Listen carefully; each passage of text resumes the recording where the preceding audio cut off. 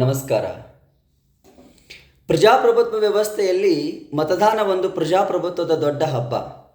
ಈ ಹಬ್ಬದಲ್ಲಿ ನೀವೆಲ್ಲರೂ ಪಾಲ್ಗೊಳ್ಳೋಣ. ಮತದಾನದ ಬಗ್ಗೆ ಅಂಬೇಡ್ಕರ್ ಅವರು ಒಂದು ಮಾತನ್ನು ಹೇಳ್ತಾರೆ, ಮತವನ್ನಾಗಲಿ ಮಗಳನ್ನಾಗಲಿ ಅಯೋಗ್ಯರಿಗೆ ಕೊಡಬಾರ್ದು ಅಂತೇಳಿ.